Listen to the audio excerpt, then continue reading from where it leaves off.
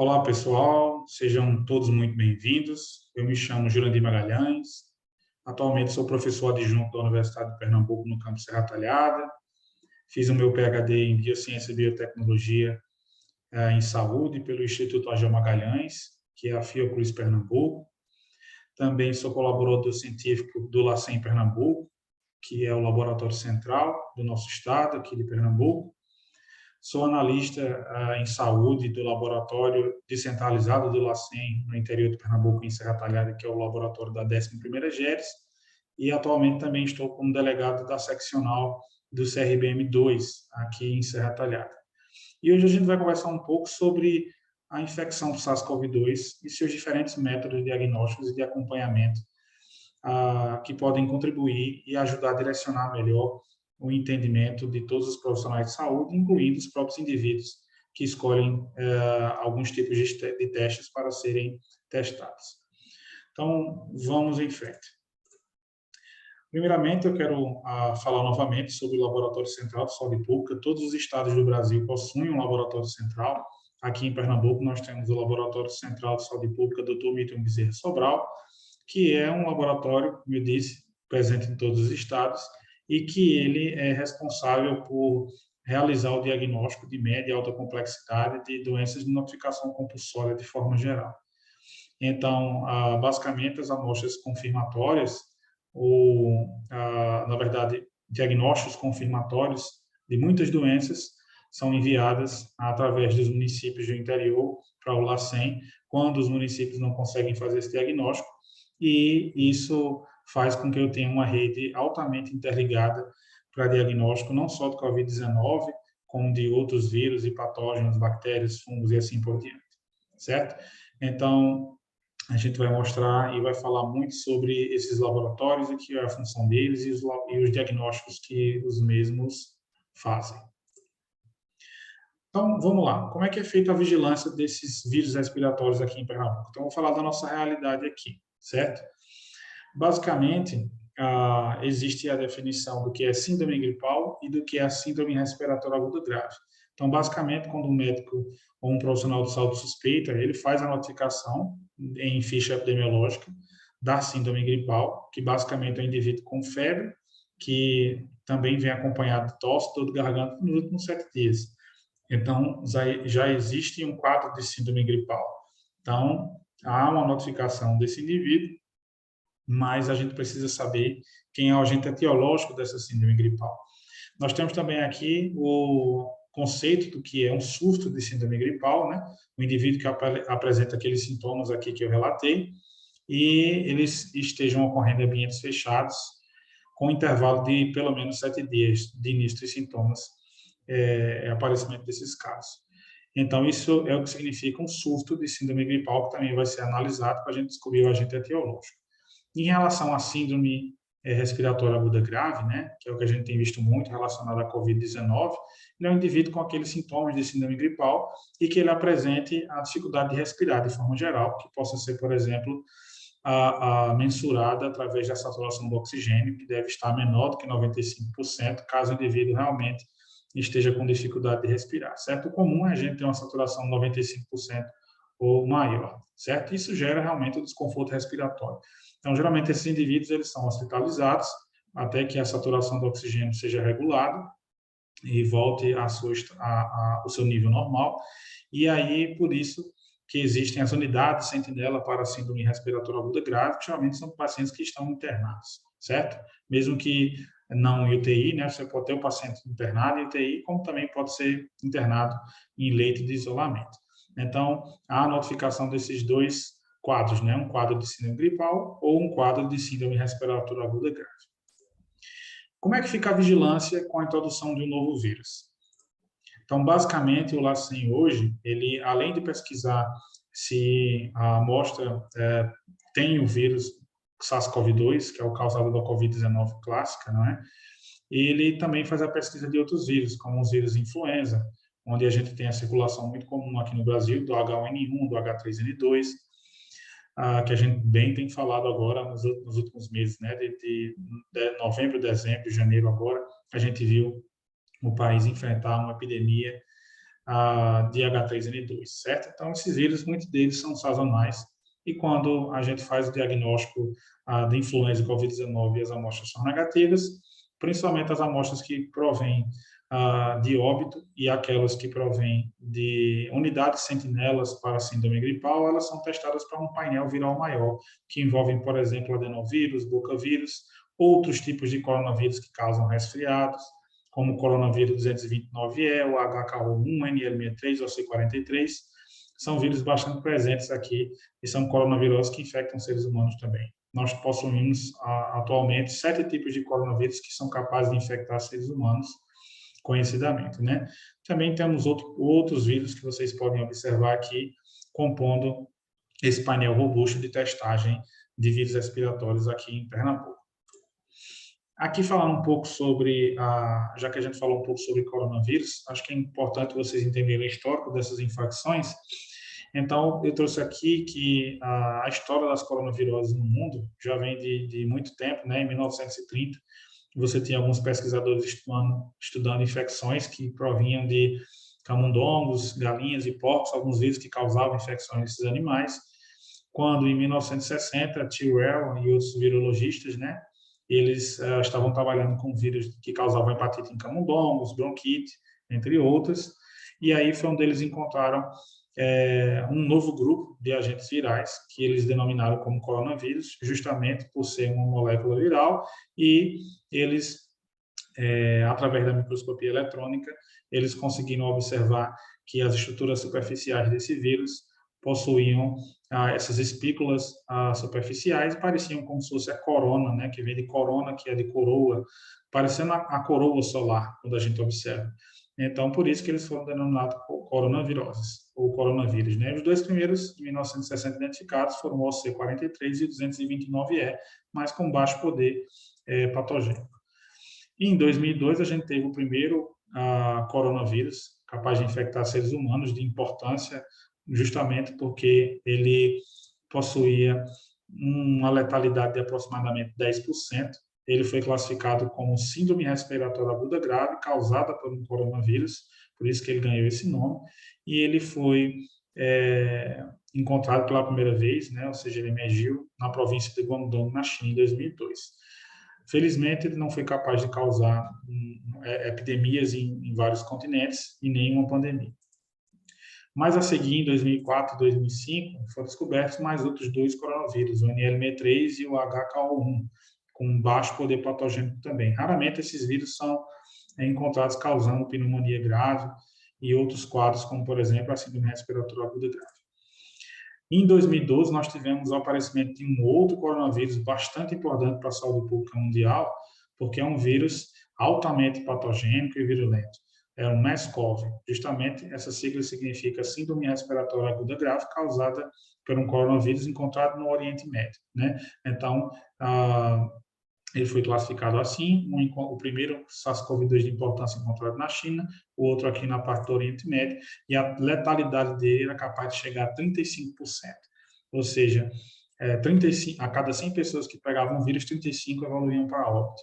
Felizmente, como esse, será que pode se dizer, né? Se é que pode se dizer felizmente, né? A taxa de mortalidade por ser alta, dificilmente esses vírus causam pandemias, né? Porque eles matam muito rápido o hospedeiro e acabam não tendo essa possibilidade de disseminação, né? E a transmissibilidade do MERS-CoV não era tão alta a ponto de os organismos de saúde, né? Os órgãos de saúde, melhor falando, o pudessem conter, certo?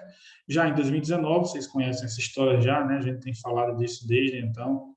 Em 2019 surgiu o nCoV 2019, né? Primeiramente, o SARS-CoV-2 ele foi chamado de Novel Coronavirus, essa siglazinha para mostrar que era um novo coronavírus, e 2019 porque foi o ano que ele foi descoberto.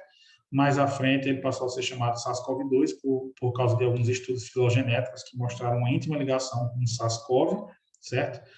E ele foi chamado de síndrome respiratória aguda grave, causada por um coronavírus, agora do tipo 2, onde a taxa reprodutiva, né, de infecção variava entre 1,4 e 6,49 da cepa original, certo, pessoal?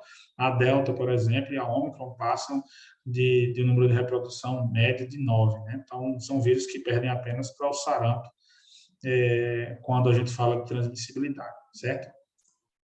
E aí, a doença causada por esse vírus foi chamada de coronavirus disease, e 19 por causa do ano que foi a descoberta. Então, a doença do coronavírus encontrada no ano de 2019. Como eu já falei, SARS-CoV significa Severe Acute Respiratory Syndrome Coronavirus Type 2, que é a síndrome respiratória aguda grave causada pelo coronavírus do tipo 2. E aqui nós temos a Coronavirus Disease de 2019, porque foi encontrada no ano de 2019, ou seja, a doença do coronavírus. É isso que significa, não confundir SARS-CoV-2 com COVID-19, são coisas diferentes. Aqui, só para evidenciar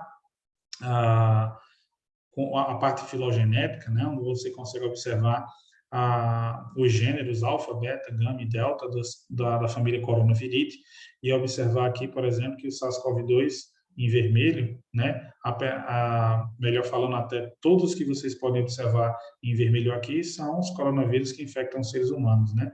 Aqui ainda não tinha o SARS-CoV-2, eu coloquei aqui para vocês observarem que o SARS-CoV-2, assim como o SARS-CoV, ele é um beta-coronavírus. E vocês têm aqui o MERS-CoV. Então, os 3 grandes vírus de importância relacionados a coronaviroses conhecidos que infectam seres humanos. E em cor preta, vocês podem observar todos os coronavírus conhecidos até hoje. Vamos adentrar agora nas metodologias utilizadas para a detecção dessas infecções, né, por vírus respiratórios de forma geral. A primeira coisa que eu quero frisar são alguns aspectos relacionados aos testes rápidos, que a gente viu muito no início da pandemia, seriam utilizados para verificar se você estava com infecção recente ou infecção passada, e muito equivocadamente as pessoas utilizavam e interpretavam esses testes, né? Vamos entender um pouco como eles funcionam. Então, basicamente, o teste rápido, ele é um teste imunocromatográfico, ou seja, uma metodologia de imunocromatografia, e ele é classificado como um teste de pronto atendimento, os chamados point of cares. E isso é um tipo de metodologia que é ótima, né, porque você consegue executar muitos testes e o resultado sai rápido, de 15 a 20 minutos, e eles são ótimos para que a gente possa fazer esses inquéritos e testar rapidamente. Só que a gente tem que entender a limitação desses testes. Eu trouxe algumas limitações aqui, já que eu falei agora das qualidades, né? Ele é um teste de pronto atendimento, você utiliza, não precisa ir para o laboratório para fazer, uma gotinha de sangue, você executa o teste e eles dão um resultado rápido. Porém, eles são testes de triagem, não são testes de diagnóstico. O único teste de diagnóstico que é por imunocromatografia, aprovado no Brasil desde 2013, é o teste rápido para HIV, que é o único teste que pode ser considerado como teste confirmatório quando ele é executado direitinho, de acordo com a diretriz, a portaria do Ministério da Saúde, que data desde o ano 2013. Nenhum outro teste imunocromatográfico é classificado como teste diagnóstico, é classificado como teste de triagem. E, na dúvida, ele deve ser confirmado por uma metodologia mais robusta, uma metodologia laboratorial. Então, observem aqui, quando você faz uma pesquisa no site da Anvisa, que tem disponível as informações que você precisar em relação à bula dos medicamentos, dos medicamentos não, dos testes, na bula desses testes eles devem informar como é que a validação foi realizada. E quando você observa essas validações, elas são algumas delas são pobres e com limitações muito importantes para o diagnóstico.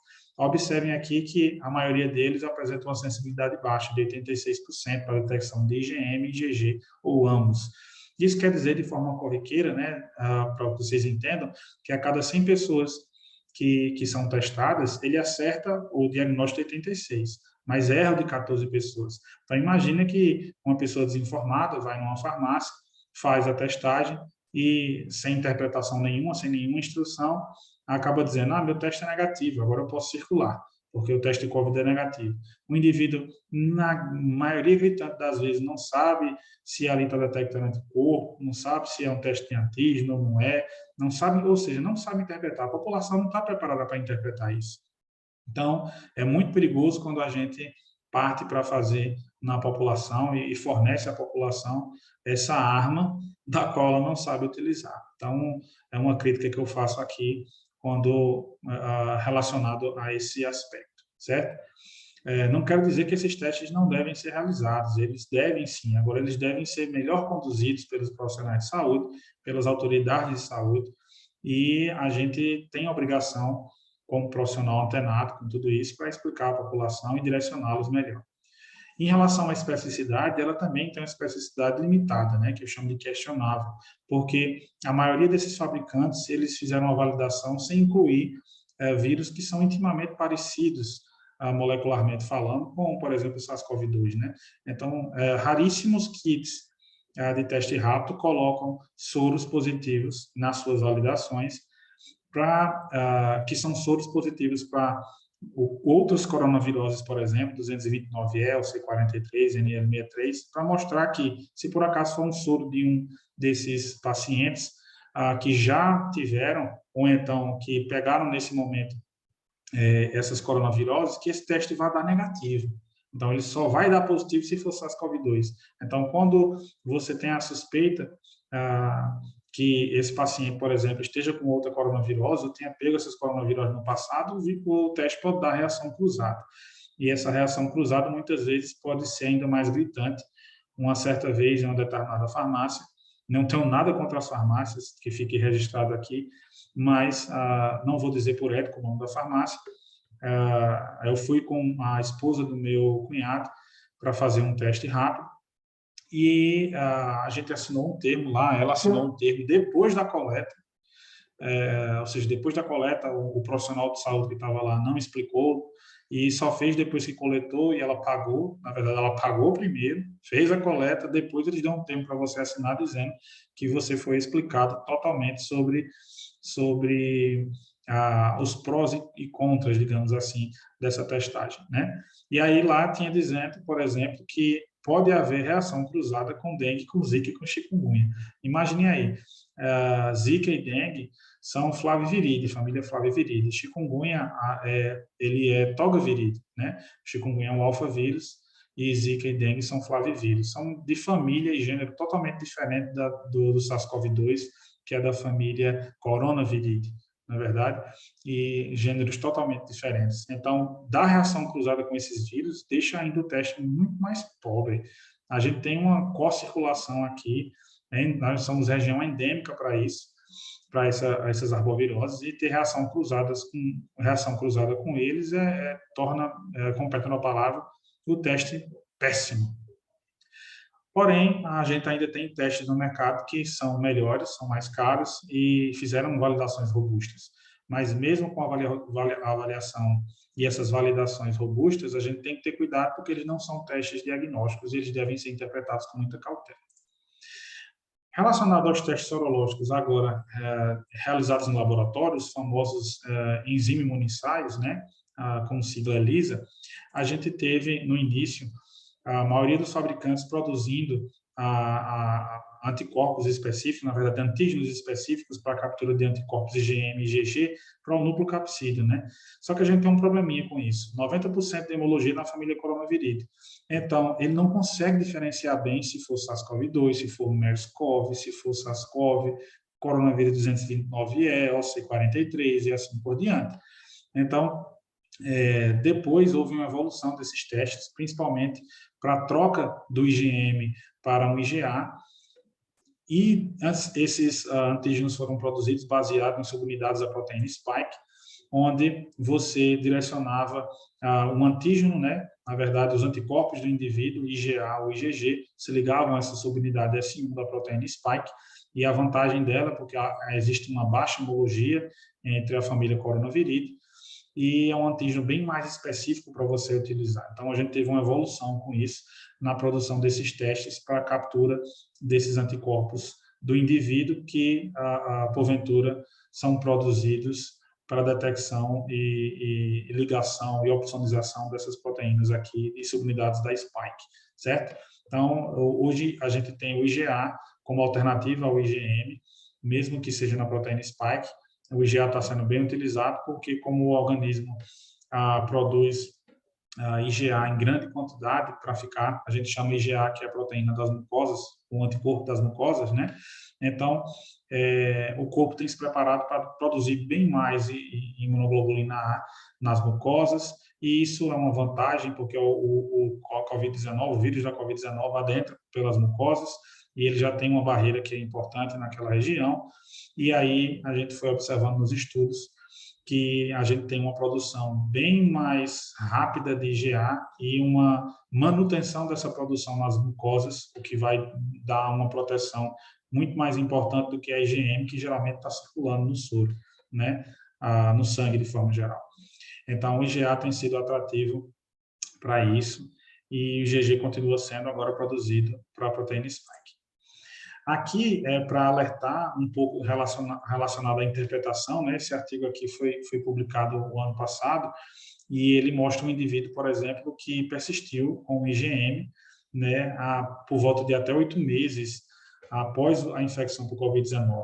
Então, muitas pessoas estavam utilizando, por exemplo, os marcadores IgM para poder dizer que você está doente naquele momento, ou seja, que o vírus está lá. E isso pode ser um equívoco enorme.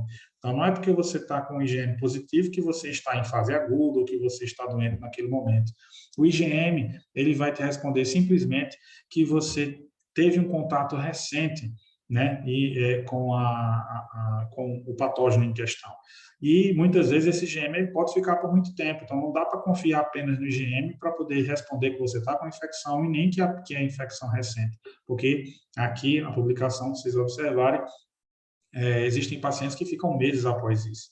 Então, esses mecanismos a gente ainda está tentando compreender, mas, de forma geral, o IgM, na maioria dos pacientes, dos indivíduos que são testados, é utilizado só para mostrar a infecção recente e o IgG para mostrar uma infecção que já aconteceu há algum tempo, e não necessariamente a detecção desses anticorpos vão representar a imunidade protetora.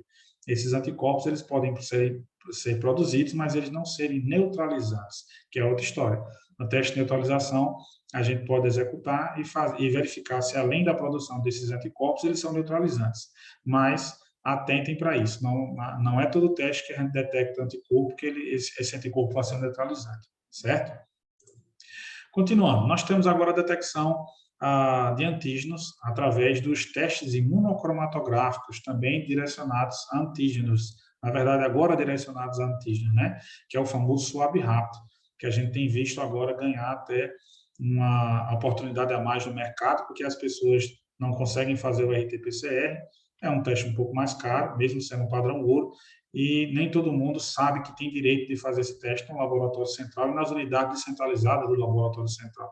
Então, nenhum indivíduo fica sem esse diagnóstico aqui, desde que ele saiba e onde procurar, e eu tenho certeza que vocês procurarem nos estados de vocês, nas localidades, sempre vai ter uma maneira de você coletar a amostra e enviar para um laboratório que vai fazer isso tudo relacionado à produção do SUS, certo? Então, ele é muito bom, um resultado rápido, ele é imunocromatográfico, como eu falei para vocês, toda aquela história do point of care, pronto atendimento, só que ele apresenta alguns probleminhas, certo? Muitos resultados falsos negativos quando a carga viral é baixa. Geralmente, esses testes, eles detectam carga viral média alta. Carga viral baixa, ele tem dificuldade de detectar. É inerente da técnica. Não dá para você exigir uma coisa que a técnica não é capaz de fazer. Então, quando a carga viral é baixa, ele dá muito resultado falso negativo. E tem alguns estudos mostrando que quando você é um indivíduo assintomático, a taxa de falsa positividade chega a 52%. Então, é altíssima. Então, ele não é um teste bom para aplicar em paciente assintomático e nem em paciente que está no iniciozinho da infecção e no final da infecção, quando a carga viral está baixa. Claro, isso tudo relacionado a indivíduos que evoluam para a cura normalmente, como a maioria o faz. E ainda você pode ter a possibilidade de reação cruzada, assim como nos testes imunocromatográficos de anticorpos, né? O mesmo problema, a maioria dos fabricantes não inclui nas testagens cepas de referência de outras coronaviroses para mostrar que, se caso você se infecte com um coronavírus que causa resfriado, ele vai ser negativo. Esse teste vai ser negativo, já que ele foi feito para detectar SARS-CoV-2 e não outro tipo de vírus. Então, existem esses problemas inerentes dessas técnicas e também problemas relacionados a uma validação pobre pelos fabricantes.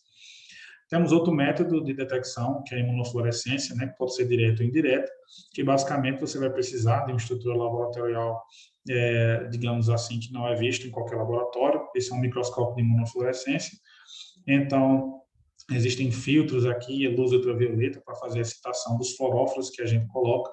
Então, nada mais, nada menos que são anticorpos monoclonais marcados com fluorófilos, que esses anticorpos vão se ligar, por exemplo, vou colocar uma gota aqui de coleta de suave nasofaríngeo ou orofaríngeo, e aí essa gota vai ser misturada com os anticorpos monoclonais que eu posso colocar em cada pocinha aqui, um diferente, e aí ele vai detectar vários vírus que eu esteja procurando, inclusive SARS-CoV-2. Aqui tem um exemplo mostrando como é que a gente vê no microscópio, são células aqui epiteliais da nasofaringe, e observem que o fluorófilo que a gente utiliza, né, ao ser excitado por luz ultravioleta, ele vai ficar mostrando essa aparência esverdeada. Então, tudo isso verde que vocês estão observando são células positivas infectadas, por exemplo, pelo SARS-CoV-2, e essas células aqui com contraste mais avermelhado e escuro são células que são negativas. Então, é possível fazer o diagnóstico através desses métodos, porém, volto a dizer que quando a gente está trabalhando com detecção por anticorpos e antígenos, a gente sempre vai ter a limitação inerente de usar antígenos ou anticorpos na detecção. Chegando agora no padrão ouro, que é o diagnóstico molecular, a famosa reação em cadeia polimerase, ela pode ser utilizada, e ela é utilizada hoje no mundo inteiro como uma referência, né, o padrão ouro para o diagnóstico. Então, o que é reação em cadeia polimerase? Eu não vou dar detalhes aqui, acho que vocês já devem saber, ou vocês podem procurar entender mais como é a técnica, mas basicamente nós vamos fazer a replicação do material genético do vírus, já que a gente está falando do SARS-CoV, a gente vai fazer a replicação desse material in vitro, utilizando algumas ideias de como a nossa célula replica o seu DNA in vivo, certo? Então, basicamente, como molde, em vez de ser um DNA, a gente vai usar um RNA, já que é a molécula que é presente como material genético do SARS-CoV, e vamos misturar com todos esses componentes aqui em um tubo, né, uma placa de ensaio, e a gente vai levar isso para o termociclador para poder amplificar esse material, onde a gente começa, por exemplo, se a gente tiver uma molécula de vírus naquela amostra coletada, ao final de aproximadamente 30 ciclos, nós vamos ter a multiplicação desse material genético em mais de 1 bilhão de cópias dele mesmo.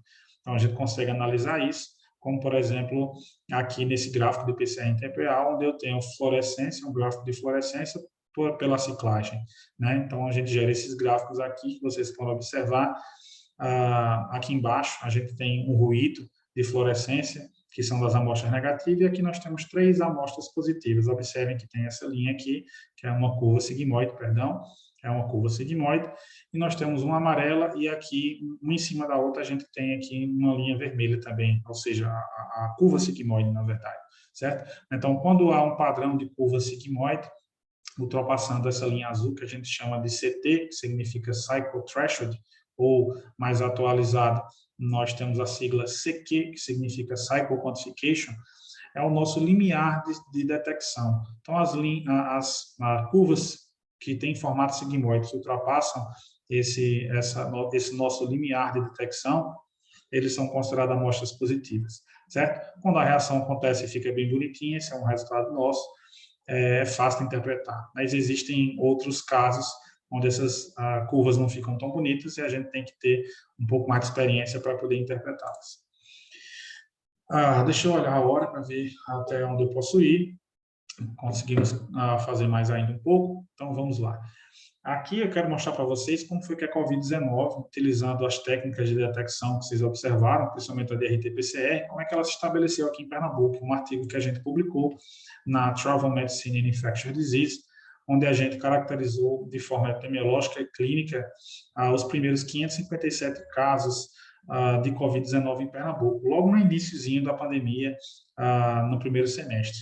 Então, eu fui o primeiro autor desse estudo, que a gente fez em parceria entre LACEN, Universidade de Pernambuco e Fiocruz Pernambuco, e eu quero mostrar alguns resultados de vocês. Se alguém quiser ler o artigo, vou mostrar só alguns resultados, vocês podem acessar na revista, certo?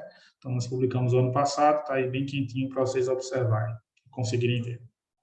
Aqui foi um primeiro resultado que a gente observou com os casos, que foi interessante, que a gente queria responder qual era a população que estava responsável por trazer e disseminar o vírus no início da pandemia aqui em Pernambuco, principalmente na cidade de Recife. Então, o que a gente fez? A gente calculou a incidência por bairro, né? Quem conhece Recife pode observar esses bairros aqui, que eram os bairros com maior incidência de Covid-19. Nós temos aqui Casa Amarela, Parnamirim, Rosarinho, Cruzilhada, Espinheiro, Graças, Torre, Madalena, que eram, e Boa Viagem, né, que os 2 primeiros casos de Covid-19 em Pernambuco detectados eram de um casal que residente aqui no bairro de Boa Viagem, certo? E aí a gente calculou as incidências, depois a gente utilizou um método estatístico de análise espacial chamado de densidade de Kernel, para que a gente pudesse evidenciar os locais que tinham aglomeração de casos de Covid-19. E observem que todos esses bairros aqui estavam com aglomerações de casos e não, coincidentemente, eles também estavam com as maiores incidências de bairros. Aí a gente quis saber depois qual era a renda domiciliar média mensal, que foi o parâmetro que a gente avaliou para calcular o poder aquisitivo desses bairros, né? Então, basicamente, a gente observou que os mesmos bairros que estavam relacionados com as maiores incidências e com aglomerações de casos aqui no mapa da esquerda, também aqui no mapa da direita, eram os bairros que tinham maior poder aquisitivo, existindo bairros que ganhavam mais do que 20 salários mínimos como renda domiciliar média mensal. Então, mostrando que a população de maior poder aquisitivo no início da pandemia estava relacionada com a maior disseminação das infecções por SARS-CoV-2. E aqui embaixo eu vou mostrar o estado de Pernambuco e o número, naquela época, de casos que tinha através do município, né? Só para ilustrar, né? Aqui é a cidade de Serra Talhada, do qual sou professor na Universidade de Pernambuco, aqui o Recife, o qual sou colaborador do LACEN, né, onde Recife é a capital do estado, com o maior número de casos até o momento, mas Serra Talhada, como é uma cidade aqui no sertão de um porte importante, também tinha um número de casos, digamos assim, elevado. Comparando agora, esse foi um outro dado que a gente encontrou, lembra daquele gráfico que eu mostrei ali atrás, onde tinha fluorescência versus as ciclagens? Aqui eu quero mostrar para vocês que a gente fez um cálculo, né, um gráfico mostrando o valor de CQ, que é aquele limiar de sensibilidade. Para quem conhece PCR em tempo real sabe que quanto menor o valor de CQ, maior a minha carga viral, já que a gente está falando de carga viral. E quanto maior o meu CQ, menor a carga viral. Em outras palavras, esses pontinhos que vocês estão observando aqui são os pacientes que a gente identificou, né, a inferência de carga viral delas através do CQ ou CT. Então, esse pontinho aqui, ó, que como tem um valor de CQ baixo, né, entre 10 e 15, ele tem maior carga viral quando comparado com esse outro, que é próximo de 40, que tem menor carga viral. E a gente quis saber, por exemplo, de acordo com a data da coleta e a data do início dos sintomas, quantos dias esses pacientes tinham quando a gente coletou e fez o diagnóstico. Então, observem que até o 10º dia você tem um aglomerado de casos, onde a gente conseguiu detectar a maior parte dos casos entre o 1º e o 10º dia, mostrando que a coleta desse material para a detecção do vírus deve ser feita com mais segurança até o 10º dia, né? Hoje a gente desceu e indica que essas coletas aconteçam até o 7º dia, certo? É possível detectar depois? É possível, nunca diga nunca na medicina, né? Mas a probabilidade de você detectar, ela diminui. E aqui vocês podem observar nessa linha que foi traçada, que justamente nos diz isso. Quanto mais o tempo passa, ou seja, quanto mais a data de início do sintoma até a coleta, ou seja, quanto mais o tempo passa depois dos sintomas, você tem um valor de CQ sendo aumentado. E esse valor de CQ ele vai aumentando porque a carga viral vai diminuindo de acordo com o tempo que o indivíduo vai evoluindo para a cura. Nós temos exceções, que são os pacientes que evoluem de forma grave, ou aqueles que ficam com o vírus ainda por muito tempo, mesmo apresentando sintomas leves, né? E a gente quis justamente ver nessa outra figura, relacionado com os dados de CT, quando a gente calcula a inferência de carga viral em 2 grupos. Aqui nós temos o grupo de pacientes graves e pacientes leves que tiveram a sua coleta realizada com até 7 dias de sintomas. Aqui, casos graves e leves que tiveram sua coleta realizada de 8 a 14 dias de sintomas. E aqui a mesma coisa, casos graves e casos leves que tiveram sua coleta com 15 dias ou mais. E, estatisticamente, a gente não observou diferença na inferência de carga viral nesses grupos aqui, entre até 14 dias de início de sintoma, mas quando a gente avaliou casos graves e casos leves, com 15 ou mais dias de sintomas, a gente encontrou um resultado estatístico significante na população de caso grave, mostrando que aqueles indivíduos que ficam com o vírus, aqueles indivíduos graves que tiveram sua coleta realizada com 15 dias ou mais, continuam ainda com a carga viral maior do que os outros indivíduos quando a gente compara com casos leves. Então, foi um resultado bastante interessante, que a gente está aprofundando agora, fazendo carga viral absoluta, porque essa aqui foi apenas uma inferência de carga viral, mas já mostrou um resultado significante.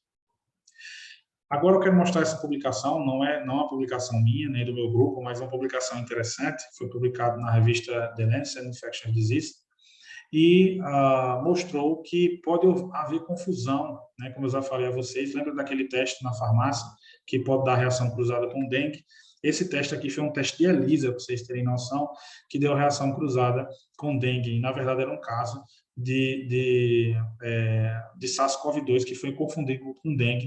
Inicialmente, a trombocitopenia que a gente observava e é observada em dengue, a gente não sabia que poderia acontecer em SARS-CoV-2, mas a gente sabe, pelo consumo de plaquetas através de microtrombose e até tromboses extensas, que o quadro de COVID-19 grave pode causar, pode fazer com que eu tenha trombocitopenia por causa da formação de coágulos. No caso da dengue, você não tem formação de coágulos, você tem uma diminuição mesmo importante. No caso de dengue grave, a gente tem uma diminuição de plaquetas, né? Mas aí o resultado laboratorial dá uma trombocitopenia e com resultado positivo para dengue gera uma confusão grande, né? Como esse caso aqui, que era um homem de 57 anos de idade, sem histórico médico de viagem ou de contato relevante no passado, contato relevante no passado, né? Que se apresentou no hospital regional no dia 9 de fevereiro de 2020, com 3 dias de febre e tosse. Apresentava trombocitopenia, como eu falei para vocês, radiografia de tórax normal, recebeu alta após um teste negativo para NS1, que é um antígeno de superfície do dengue, e IgM e IgG, certo? Então, ele fez o teste rápido e deu negativo. Depois ele retorna para a unidade pública, né? Já que ele tinha, só retornando aqui a trombocitopenia, o médico desconfiou que pudesse ser dengue relacionado com isso. Depois ele retornou à unidade de saúde com a febre persistindo, a piora da trombocitopenia, ele fez uma repetição do teste rápido, IgM e IgG para dengue, e aí positivou. Depois ele foi encaminhado ao hospital com diagnóstico de dengue, né? Com piora da tosse e a dispneia. Uma radiografia do tórax, ele revelou ao teste de SARS-CoV-2, né, por RT-PCR, feito com a amostra de swab nasofaríngeo, que se tornou positivo, certo? E aí, o que é que eles concluíram, né? A amostra soropositiva original e amostras adicionais de urina e sangue apresentaram resultado negativo dos vírus dengue, chikungunya e zika. Então, eles executaram um teste de RT-PCR para a detecção do RNA de dengue, chikungunya e zika e não encontraram o vírus. E aí, o teste de RT-PCR para SARS-CoV-2 ele foi positivo, né? Eles repetiram o teste de dengue, também foi negativo. E aí, o que é que aconteceu? Eles concluíram que foi uma soroconversão errônea, né? Digamos assim, não soroconversão errônea, não ocorreu soroconversão, ele era um resultado falso positivo, mostrando que dá para a gente confundir o diagnóstico clínico, é muito confuso. Esse outro, do mesmo artigo, né? Outro indivíduo aqui, uma mulher de 57 anos, sem histórico médico, de viagem ou contato relevante no passado, deu entrada em um hospital regional no dia 13 de fevereiro, com febre, mialgia, tosse leve há 4 dias e 2 dias de diarreia. Ela apresentou também trombocitopenia, recebeu alta com acompanhamento ambulatorial por dengue, né? Então fez o diagnóstico clínico lá por dengue, depois retornou com 2 dias, persistindo a febre, piora da trombocitopenia e agora apresentando linfopenia, que em algumas infecções virais pode ser normal. Os testes de função hepática eram normais, a radiografia de tórax também era normal e foi internada por dengue. Ela permaneceu febril, apesar da normalização das contagens sanguíneas, e desenvolveu a dispneia, né, aquela dificuldade de respirar, 3 dias após a admissão. Foi realizado o teste por RT-PCR de SARS-CoV-2 a partir da coleta de suave na nasofaringe e o resultado foi positivo. Eles repetiram o teste para dengue, o teste agora sim ficou negativo e a amostra de sangue anterior também testou negativo para dengue por RT-PCR. Eles concluíram que o resultado inicial de IgM de dengue foi considerado falso positivo. Então, mesmo sendo um teste laboratorial, uma ELISA, que é mais robusto, ele pode apresentar esse problema de reação cruzada. Uma pena que foi com um vírus totalmente diferente, como o dengue e SARS-CoV-2, mas a gente está tentando entender ainda qual é a relação, mas com isso a gente pode inferir pelo menos duas coisas. O diagnóstico clínico, ele é perigoso, quando você tem concomitância de circulação de outras doenças, que podem parecer nos seus sintomas, e o diagnóstico laboratorial, ele deve ser escolhido muito atenciosamente para que você consiga dar o diagnóstico melhor para o indivíduo, claro, de acordo com todo esse quadro. Você tem que conhecer muito bem do teste que você vai realizar, do momento que você vai realizar, para que você execute um teste que é robusto no momento correto. E esses casos possam diminuir. Então, tem que ter bastante atenção nisso. Falando um pouco agora de sequenciamento, eu estou caminhando um pouco já mais para o final da apresentação. Deixe-me ver apenas a hora aqui, então tenho tempo ainda. Como é que está sendo feito o sequenciamento do genoma da COVID-19, né? do vírus SARS-CoV-2 causado do COVID-19? Então, basicamente, para aqueles que não conhecem sequenciamento, é um sequenciamento genético, a gente vai evidenciar os nucleotídeos que compõem a cadeia do ácido nucleico, que compõem um determinado patógeno, né? Como, por exemplo, o vírus, no caso do SARS-CoV-2 já falei que é um RNA, e aqui nós temos, por exemplo, um eletroferograma que foi feito pelo método de Sanger, né? E aí nada mais nada menos é a gente descobrir todos os nucleotídeos, a sequência daqueles nucleotídeos, aquilo vai ser a impressão digital de um organismo, né? No caso do SARS-CoV-2, nós temos 30 mil pares de bases representando um genoma até grande para um vírus, né? E aí, basicamente, é impossível que a gente não fale sobre isso, né? Essa conquista aqui do Brasil, onde nós tivemos pesquisadoras brasileiras envolvidas e fizeram o sequenciamento do coronavírus em até 48 horas. Aqui nós temos a Esther Sabino, que é uma médica pesquisadora, e temos aqui a Jaqueline Góes, que é uma biomédica. Ela é baiana, é nordestina, e a gente vê o empoderamento feminino nisso. A gente fica muito feliz de ter cada vez mais mulheres na ciência, com destaque onde elas devem estar, certo? Então, para elas fazerem o sequenciamento em 48 horas, né, elas usaram a tecnologia inglesa, né, que é a tecnologia que eu quero mostrar a vocês, da Oxford Nanopore, e elas fizeram esse sequenciamento em tempo recorde, quando ninguém tinha feito tão rápido assim, certo? E aqui eu quero mostrar a vocês como é essa tecnologia. Então, basicamente, isso é um equipamento inicial, a Oxford Nanopore, é o MinION. Ele é do tamanho mais ou menos de um celular, e ele é um pouco menos largo que um celular, digamos assim. E aí, basicamente, você pode colocar a molécula DNA ou RNA nessa gotinha aqui, que está sendo colocada pela pipeta, e aí, claro, uma concentração adequada. E essa tecnologia é tida como tecnologia de sequenciamento por nanoporos. Esses aqui são os nanoporos, e a molécula de DNA ou de RNA vai passar através desse nanoporo. E aí temos uma proteína que vai fazer o direcionamento desse ácido nucleico através do nanoporo. E aqui, nessa membrana onde está o nanoporo, você tem uma corrente elétrica, né? Que quando o ácido nucleico está passando através desse nanoporo, você tem uma interrupção dessa cadeia. E essa interrupção, ela é específica para cada nucleotídeo, para adenina, citosina, guanina, timina, ela vai tirando esses gráficos aqui, e depois a gente converte essas alterações, essas variações aqui na corrente, especificamente para cada nucleotídeo. E assim a gente consegue fazer o sequenciamento em tempo real e consegue fazer ele ficar mais robusto e mais acessível, já que é uma tecnologia que é portátil, você consegue levar ela para dentro de cavernas, você consegue levar ela, inclusive foi uma tecnologia que foi levada para a Estação Espacial ainda em órbita da Terra, né, Estação Espacial Internacional, como vocês podem observar aqui, então tecnologia bastante promissora. É assim que muitos pesquisadores no mundo estão fazendo sequenciamento. A gente no LACEN faz o sequenciamento por outra tecnologia também, mas vai começar a fazer por essa. Eu tive a oportunidade de ter o treinamento dessa tecnologia em 2019, trabalhar um pouco com ela, e é maravilhosa a tecnologia mesmo. A gente consegue baratear muito o diagnóstico e executar ela em larga escala e portabilizar isso, né? Já que eu posso levar para qualquer lugar. Aqui, para mostrar ainda sobre essa tecnologia, ela foi muito disseminada desde a da epidemia de ebola em 2014, onde, através dos sequenciamentos, a gente conseguiu fazer estudos de filogeografia, né, utilizando análise espacial, e através das mutações que os vírus iam se acumulando e as amostras iam sendo sequenciadas, as árvores filogenéticas iam sendo criadas e a gente conseguia saber de fazer predições para onde essas infecções estavam indo e prever epidemias ou surtos em determinados lugares, já que eu sabia de onde o vírus veio, aonde ele estava e possivelmente para onde ele iria, fazendo predições.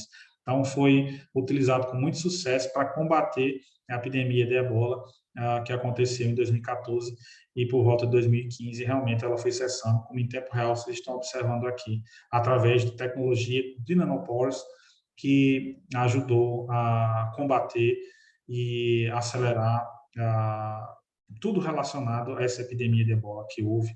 Então, uma tecnologia bastante promissora. Aqui, eu quero falar também agora um pouco das variantes de preocupação. Então, muita gente, de onde surgiu alfa, beta, gama e assim por diante, né? Então, basicamente, através do sequenciamento que a gente evidencia, né? Nós temos a alfa, que foi vista primeiro no Reino Unido, e aqui a sigla dela, né? O B1, B.1.1.1.7, a beta na África do Sul, a gama no Brasil e a delta na Índia, de todas as cepas variantes da Covid-19. Nós temos a delta ainda como a que foi a cepa mais grave, e nós temos agora a Ômicron, e agora já temos uma subvariante da Ômicron, né?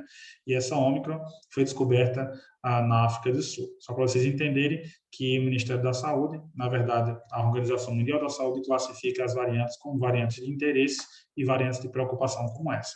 Essas são as variantes de interesse, aquelas anteriores são as variantes de preocupação. Aqui os países onde elas foram descobertas pela primeira vez, o nome científico delas e a letra grega que as nomeia. Novas tecnologias estão sendo produzidas, né, para que a gente possa fazer um diagnóstico confiável, mais rápido e barato. Exemplo desse artigo, né, que foi do grupo da Fiocruz Pernambuco, do qual eu comecei a fazer parte em 2017, né, esse artigo não estava envolvido, mas foi do grupo do qual eu faço parte agora, foi publicado na Scientific Reports, e eu quero mostrar ele para vocês observarem o que a gente está fazendo relacionado a SARS-CoV-2 nesse momento, né? Esse foi um artigo que foi feito para a detecção de Zika, e só para vocês terem uma ideia, já que esse artigo está publicado, do coronavírus ainda não, então não posso mostrar aqui os dados, só para vocês observarem o que a gente espera encontrar utilizando essa técnica aqui, que a gente validou com sucesso, eles validaram com sucesso para a Zika, e a gente está fazendo agora com SARS-CoV-2. Então, basicamente, o RT-LAMP é uma variação da técnica de PCR. O LAMP é uma reação PCR que acontece em uma única temperatura, por isso que ela chama reação em cadeia da polimerase isotérmica em alça, né? Porque ele em isotérmica, porque ela acontece em uma única temperatura, então não necessariamente precisa de um termociclador para variar as ciclagens e as temperaturas, ela acontece em uma única temperatura e ele faz amplificação em alça do material genético. E aqui a gente foi comparando, né? Na verdade eles foram comparando no artigo, mostrando a concentração em perfil por ml, e aí vocês observam que quando a amostra é negativa, ela tem essa cor laranja, quando ela é positiva, ela fica essa cor amarelada. E ela veio positivar até aqui a 10 elevado a menos 5, né? 10 elevado a menos 6, ela já é negativa, menos 7 também.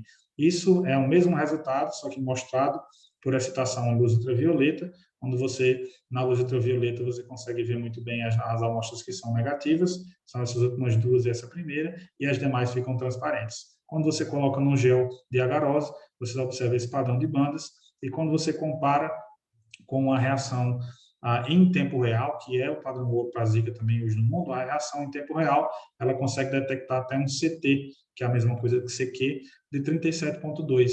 E o LAMP produzido por o grupo do Dr. Lindomar, ele conseguiu detectar e tem uma sensibilidade ainda maior que a da RT-PCR, certo? Então, conseguiu detectar, não sei se vocês conseguem enxergar que até aqui, ó, positivo ainda, certo? Então, ele teve uma sensibilidade ainda maior do que o padrão ouro. Também, quando o teste é muito sensível, a gente se preocupa com a especificidade. Então, o teste, quando ele é muito sensível, ele acaba dando muita reação cruzada. Mas isso a gente consegue eliminar produzindo um teste robusto molecular, certo? Então, eu posso ter uma alta sensibilidade e uma alta especificidade, certo? Então, a gente tem uma característica bastante importante nos testes moleculares para isso. E aqui, como exemplo, foi colocado um controle negativo, uma amostra que era positiva para dengue 1, dengue 2, dengue 3, 4, febre amarela e chikungunya.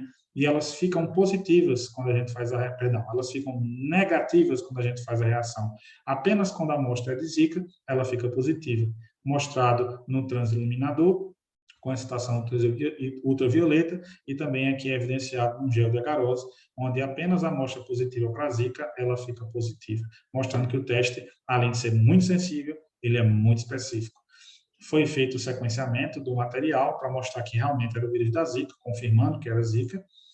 E, pasmem, quanto vocês acham que custa esse teste? Queria muito estar interagindo com vocês, a aula é gravada, mas gostaria de discutir com vocês nesse momento e dizer a vocês que custa aproximadamente R$1 esse teste. Então, é muito bom que a gente possa incorporar essa tecnologia ao SUS, e até porque ele é um teste que não precisa de um aparato laboratorial grande, e ele pode ser descentralizado por isso, e ele custa barato. Como última tecnologia, eu quero mostrar uma parceria que o LACEN Pernambuco tem com a empresa dinamarquesa, né, a BlueSense Diagnósticos, e eles trabalham com validação, uma tecnologia de Blu-ray para detectar antígenos e anticorpos para a arbovirose. Então, nós participamos, eles são tidos como teste point of care, porque o resultado fica pronto em menos de 20 minutos, mas são resultados confiáveis, não são triagem, né? São resultados diagnósticos. Então, a gente ajudou na validação de Zika, de dengue e de chikungunya. Quero mostrar um pouco para vocês. Eles foram no LACEN em 2017 para fazer uma pré-validação com Zika, né? Só que são algumas das pessoas, estou eu aqui atrás, aqui o menorzinho da turma. Essa é a máquina, né? Segurada aqui pela doutora Valdete, que fez parte aqui da equipe também com a gente.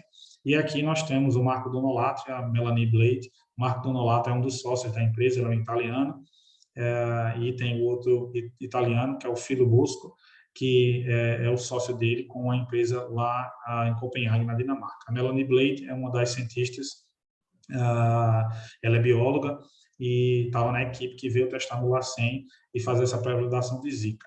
Depois, em 2018, eu tive a oportunidade de passar um tempo lá na Dinamarca, em Copenhague, no laboratório deles, da BlueSense, para poder fazer validação para chikungunya e também aprender a trabalhar com essa tecnologia que até então era nova para mim.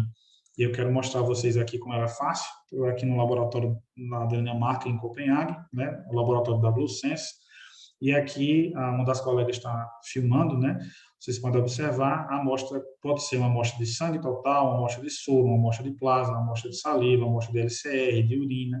Então, ele vai detectar muito bem antígeno e anticorpo no cartucho que você escolhe, testagem de antígeno e anticorpo. Você tem um cartucho, esse cartucho chama o ViralTrack, e esse cartucho você consegue testar apenas anticorpos ou apenas antígenos, mas esse, no caso, eu estou testando ambos. E aí, eu coloquei no cartucho, como vocês vão ver daqui a pouco, eu estou tirando um cartucho que já está utilizado, e estou colocando esse outro cartucho, né, que já está com aquela minha amostra, aproximadamente 15 a 20 microlitros da amostra que a gente está testando. Então, quando eu inserir, eu baixo aqui a maquinazinha, a tampa dela, e dou start. Em aproximadamente a menos que 20 minutos, a gente vai ter a detecção simultânea de antígeno e anticorpo. E aqui eu sempre agradeço a equipe da BlueSense, que me recebeu muito bem lá em Copenhague. Agradeço primeiramente também a minha esposa, que sempre está comigo nessas empreitadas científicas. Fico muito feliz de poder compartilhar tudo isso com ela. Ela também é uma pesquisadora de outra área, mas ela sempre está envolvida com isso. Nós temos aqui vários países envolvidos. Eu quero deixar esse estímulo a vocês para não deixar o inglês para depois. Eu tive a felicidade de ter um inglês um pouco melhorado. Quando eu fui para lá, meu inglês era péssimo aqui no Brasil. Ele teve um avanço e mostra aqui, você tem pessoas aqui da Dinamarca, da China. Aqui foi minha preceptora no laboratório, passei a maior parte do tempo com ela, é a Xiaoli, ela é chinesa. do qual eu tive muita dificuldade de me comunicar, mesmo com inglês. Eu não falo mandarim, obviamente, né? Tinha que ser no inglês mesmo, ou era no inglês, ela não fala português, e eu não falo mandarim, então tinha que ter um inglês, por isso que eu estou focando nisso para vocês, e foi muito bom, melhorou muito meu inglês, só que o sotaque chinês no inglês é um pouco diferente. Temos aqui a Melanie, que esteve no Brasil. Esse cientista aqui, na verdade, era um dos trabalhadores lá da fábrica, ele é de Taiwan, e temos aqui outra, a pesquisadora dinamarquesa, e agora a pesquisadora espanhola. E aí eu fico muito feliz, deixo sempre agradecimentos, aqui um momento perto de eu viajar de volta para o Brasil, onde eles me levaram para conhecer o Museu de Picasso. Na verdade, estava tendo uma exposição de Picasso, e para mostrar para vocês que a gente só não vive de trabalhar, a gente se diverte também. Então, a gente aproveitar, foi uma riqueza cultural e científica muito grande para a minha carreira. Deixo um agradecimento aqui ao LACEN Pernambuco. Através do LACEN Pernambuco, eu tive a oportunidade de fazer tudo que eu estou vendo aqui a hora, de tudo que tem acontecido na minha carreira, né? Então, os laboratórios centrais de saúde pública dos estados devem ser valorizados, e também valorizo e agradeço à Universidade de Pernambuco, no campus Serra Talhada, do qual sou professor adjunto, e qualquer coisa que vocês precisarem, sou professor da disciplina de genética, imunologia, citologia, histologia, e a gente tenta envolver os alunos no desenvolvimento de pesquisa sempre, né? Pesquisa onde tem pesquisa, ciência, educação, a cidade ela se sobressai, ela cresce. Então a gente tem que apoiar o nosso SUS, tem que apoiar a pesquisa e o ensino aqui do nosso país, certo? Com isso eu quero agradecer e deixar meu muito obrigado. Se alguém quiser meu contato, jurandir.magalhães@upe.br. O meu Instagram, se alguém quiser seguir, o @JJF Magalhães, sem acento. Eu sempre estou postando material relacionado com as pesquisas que eu faço. Então, meu muito obrigado, e para aqueles, um bom dia, boa tarde, boa noite, e estamos à disposição. Até mais. Fiquem com Deus.